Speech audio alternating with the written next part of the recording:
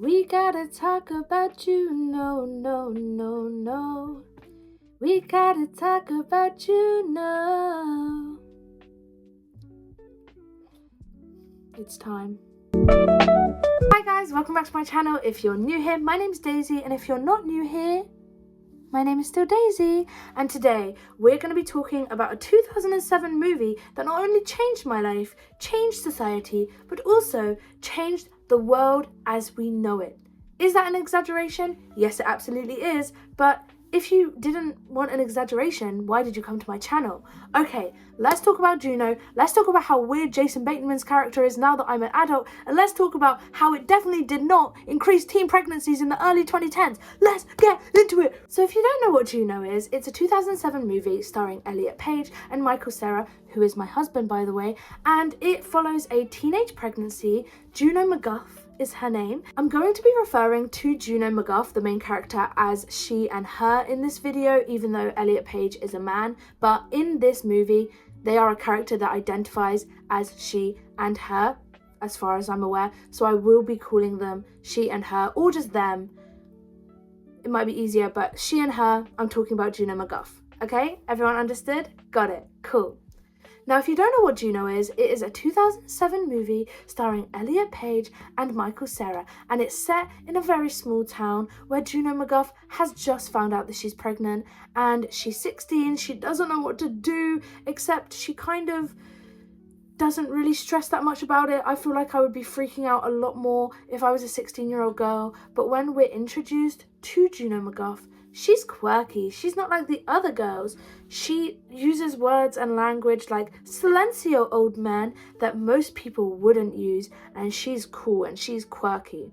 And I will say that the movie Juno definitely set off this trend of thrift store, folk music, not like the other girls kind of situation, and not in the way that they're not like the other girls where they try and get boys' attention, but they're not like the other girls in the sense that they don't like many people, boys or girls. So I think Juno definitely set off this trend, and I definitely loved Juno as a character when I was younger because I was a tomboy. I wasn't really, a feminine presenting person.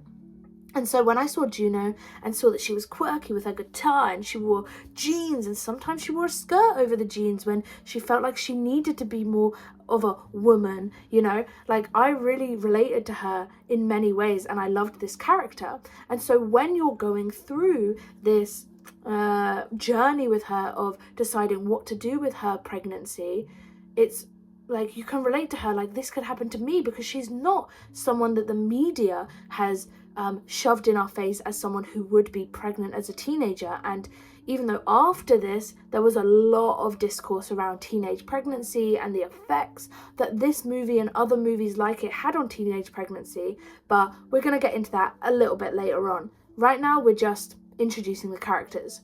So we have Juno McGuff. She's not like the other girls. You have her best friend, Paulie Bleecker, who is the father of the child, but they are not in a relationship. They are, a sort of will you won't they, friends to lovers trope that we definitely knew was coming from the first 5 minutes of the movie. But a lot of the movie is based around how in love Paulie Bleecker is with Juno's character, but how not so interested she may seem, even though it's very obvious that she has feelings from him. As an adult looking back, like from the first moment you see them in a scene together, you can tell they both mutually have feelings for each other. But as a child, if I was watching this, if you didn't tell me I love you, I have a crush on you, please be with me, then everyone hated each other in my book. So looking back at this as an adult is really an interesting experience because it's so obvious the dynamics of Juno and Paulie, but also Juno and Jason Bateman's character, which we will definitely get into because oh my goodness, why didn't I notice this as a child? But anyway, Paulie, Juno. And then you've got Mac McGuff and Brenda McGuff, who are Juno's parents. Brenda is her stepmom. Her mum lives in Arizona, sends her a cactus for Valentine's Day every year. Very funny. Anyway, Mac is quite supportive of the pregnancy. He's a very suburban dad. He's very normal-ish. I guess normal American dad. is how he's meant to be portrayed. Brenda, on the other hand, is such a queen. She's a nail tech, and she is also supportive of the pregnancy, but she's such an amazing character. She has so much wit, and she makes so many jokes that you can tell her and Juno's relationship is really strong, because she feels comfortable to tell her when she's wrong, to tell her when her actions are not good, especially when it comes to the Lorings and her whole relationship with Mark Loring in particular. Mark Loring is the adopted father of Juno's future baby, and Vanessa Loring is his wife. And watching this as a child, I very much had a different impression of both these characters. I was like mad at Vanessa. I was like, Mark wants to live his life. Like, why are you holding him back? Like, why are you doing that? He is obviously like not like, he doesn't want to be tied down, but like, you're just making him be tied down. Like, what the hell? And now I'm an adult and I realize Mark has been selling Vanessa a pipe dream for all these years, and it was very obvious that he was going to back out of the adoption. And not only that, what a weird relationship he has with Juno. And when I was a kid, I was like, oh, Juno, oh, him and Juno are such good friends, they have so much in common. But then you realize that he's trying it on with a 16-year-old, and you're like, whoa, Jason Bateman, Mark Loring, sorry, I shouldn't say Jason Bateman, Mark Loring, why are you doing this? And it's such a different experience, and it's such a darker view on this movie. So when I rewatched it, I was like, oh my goodness. But I digress. We'll get into that. So Juno goes to a clinic. I don't know if I can say the word on YouTube, actually. Can I say it? Is Trump gonna hunt me down? I don't know. She goes to a certain clinic, a ladies' clinic, and she sees one of her friends from school protesting it. And this is actually, no word of a lie, the first time I ever saw a woman's clinic like that, and also someone protesting the thing she wanted to do at the clinic, you know? And I'd never seen it, even up until like, I think I was like 12 when I first watched it. I'd never seen it. I didn't know why they were protesting it. That kind of situation isn't massive in the UK. UK is a religious country, like it's Church of England, but we don't have a lot of like news space for religious protesters and people against that kind of thing. So it was really interesting to see, definitely a different sort of culture there. It was really interesting to see. So she sees her friend tells her that babies have fingernails for some weird reason. She goes into the clinic, and this is the first real time you see Juno's inner monologue and how she views the world. And it's so amazing to see, because she so clearly is a teenage person that's like trying to navigate life, and the way she comments on things, the way she describes things is so teenage-like. It's such an excellent performance from Elliot Page. He did such a good job of like viewing things and commenting on things from someone that's 16, you know. It's just, yeah. And it's such an interesting juxtaposition, because Juno is having all these immature like thoughts, but then she's in a situation where she's got to be the most mature she's ever going to be in a couple of months. And it's such an interesting dynamic, not only of Juno's outside self and how she's presenting herself, but her inside monologue. It's just incredible. So she talks herself out of it, she runs out, and of course the person protesting outside is in love with this idea. So she tells her friend she can't go through with it. She then has to tell her dad that she is pregnant, and he is quite supportive. I mean, he obviously tells her it's a mistake, but he's quite supportive as it is. So now is the journey of adoption. They have to find some people to adopt the baby. They look in the penny saver, which I assume is like a cheap-ish newspaper, and they find the Lorings. Cut a long story short, the Lorings are very wealthy, so why would they be in the penny saver? We're going to find out later. They go to her house, Vanessa's house. I'm not going to refer to it as Mark's house, because no. They go to their house, and from the get-go you can tell that Mark is not into it. Now, when I was growing up, like I said, I thought that Mark just was a broody personality, you know. He like, Vanessa was just so overcrouching and like blah, blah, blah. But you can tell from the get-go, not only is he not into it, he is vastly against this adoption, and he is talking himself into it, selling his wife this dream because it's what he feels like he has to do. Now listen to me right here. There is nothing wrong with being 40 years old and not feeling like you want a marriage or a baby. But at this time, his character was so demonized for this, that he not only entrapped a woman and then wanted to adopt a baby with her without saying anything. Now, why I lose much disrespect for Mark here, I keep wanting to call him Jason Bateman, for Mark Loring here, where I lose the respect, is that he easily could have told Vanessa this. He could have told Vanessa he wasn't ready for a baby. He could have told her he didn't want to get married, but he didn't, because he felt like society was pushing him in that way. And I can't understand that, because I was 8 when it came out. Nowadays, it would be a lot more acceptable to say, you don't want a kid, you don't want to get married. But I don't know what life is like in the Midwest, in America in 2007. So I understand from that perspective, but as a kid I was thinking how awful it was that she was making him do this. But then I realized when I was older, he's forcing a false narrative that he is ready to commit when he's not. So it's a really interesting dynamic when you first meet them, because she's a very prim and proper and successful lady that's ready to start her stereotypical, suburban mum life, which is fine, but you can tell the juxtaposition by how he dresses, what he talks about, the topics of conversation, the way he even refers to the pregnancy when he's like, yeah, like, let's get this show on the road, I guess. Like, he very clearly isn't in it. So when you see that dynamic at first, you know this is going to cause some issues. And as time goes on, I would say there's 4 main relationships that are portrayed in this movie. There's Juno's relationship with her dad and Brenda, which is really nice to see, a supportive family. It's really nice to see for a lot of people that were probably scared to talk about their family, about being, that kind of conversations about a certain type of education. And especially in America at this time,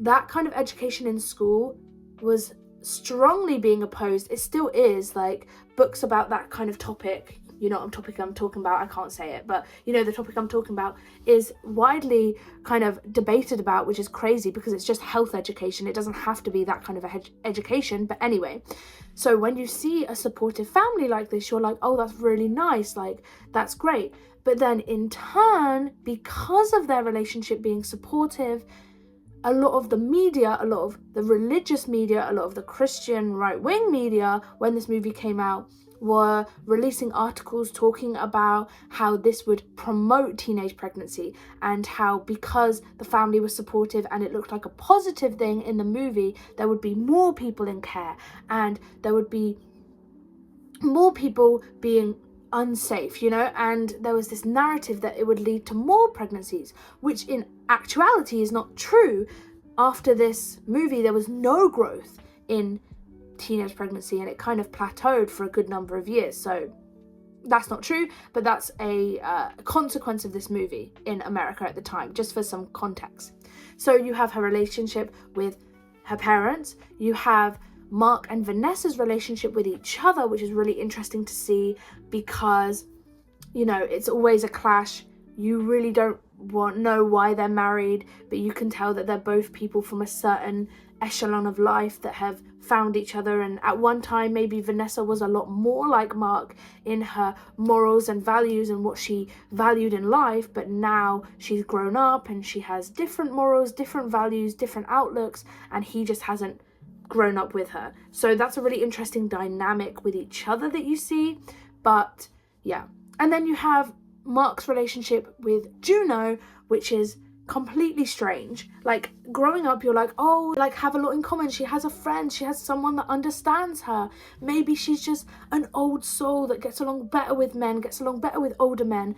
But then when you realize that he's in his 30s and she's a 16-year-old girl, and he's slow dancing with her and telling her she's beautiful and touching her without asking on her face and arm, and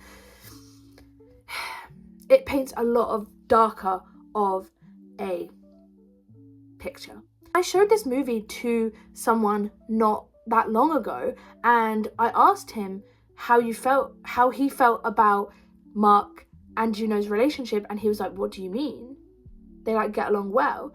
And realizing it from a male perspective, I'm like, oh, you didn't notice all of those signs of him like clearly hitting on her, clearly trying it on with her. And for him, he just didn't understand it. And I think that's really interesting. I don't know if it was a him thing, but as a girl, as a grown-up woman, from the first instant they interacted, I was like, he fancies her.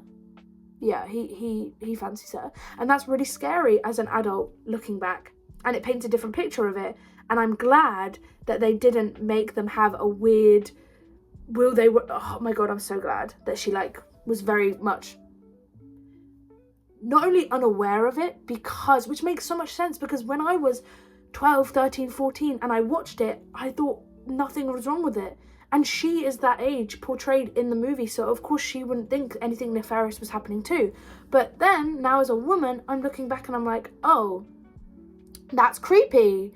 That's so weird. What the hell? So their relationship is just really, it goes from being kind of nice and playful to like just really taking like, oh, Mark not only is not ready to commit, Mark thinks he is in the same age group, in the same category, in the same place in life as Juno. He's as emotionally mature as Juno. Juno is even more emotionally mature than Mark in so much of the show. And he even, I just don't know how I didn't see it before, because he even says so many tropes like, you're so mature for your age, you're such an old soul, like you're a woman. Like, no, she's not, she's a literal child, Mark.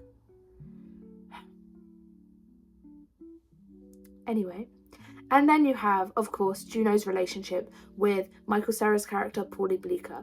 And this is such a beautiful love story, because they clearly have a lot of respect for each other. They go through some turmoil, they go through some challenges that are based around Paulie trying to avoid his feelings for Juno and date other people, and you can clearly see that Juno is very jealous of this. But what I really like about this movie is that it is always them for each other. Paulie goes on to prom with another girl, but he is always for Juno. Juno doesn't try and seek revenge. She is always for Paulie, and they are meant for each other, and they are loyal to each other. And it's not a situation where it's like their relationship is weak, so they both go try to find comfort in other people.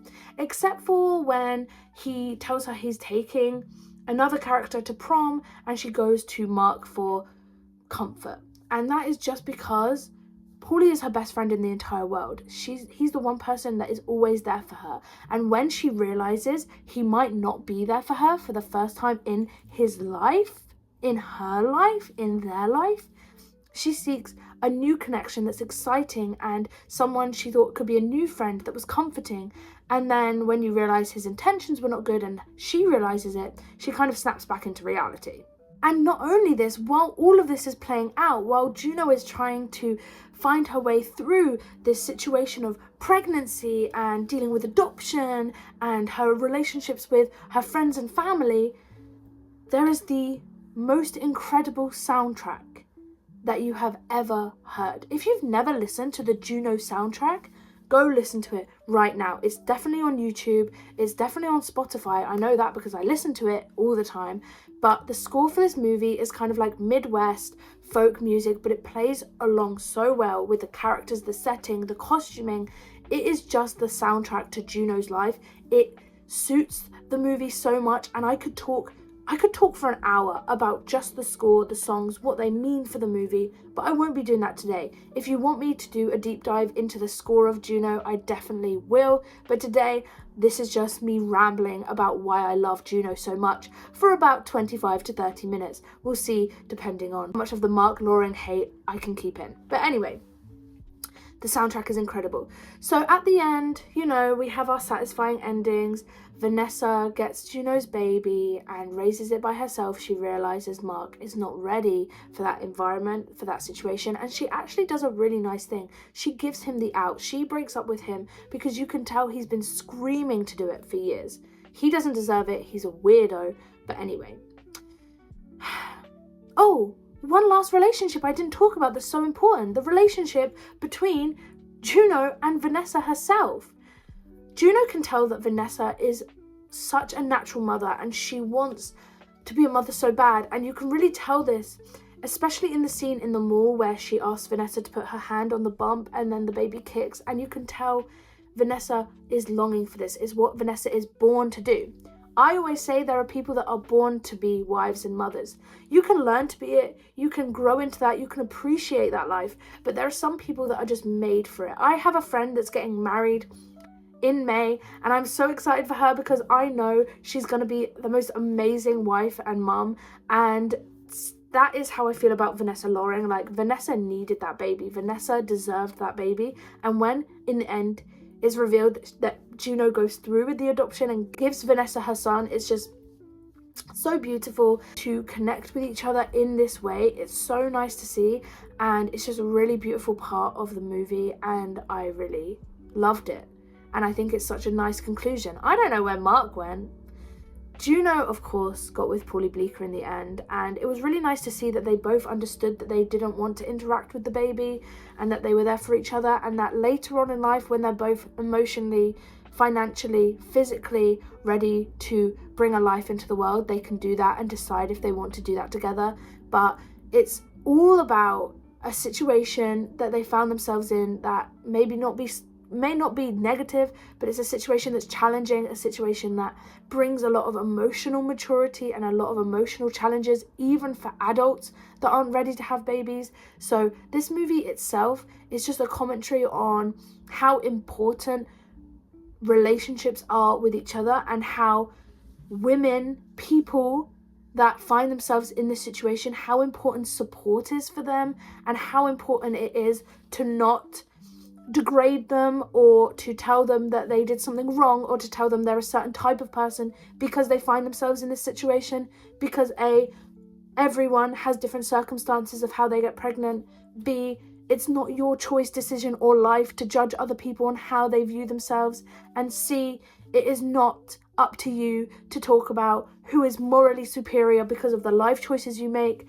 It is not morally superior to talk out against people that do this. And if you have a child that gets into a situation that is out of their control, the best thing you can do is to support them and to love them and to try and teach them that you will always be there for them no matter what decision they make, because that will very much influence the decisions they make in the future. So for anyone out there, hello, that has ever said anything bad about someone in this situation, and especially if you're a grown-up, if you're a parent and you have children in this situation, you have to support them because that's your job as a parent.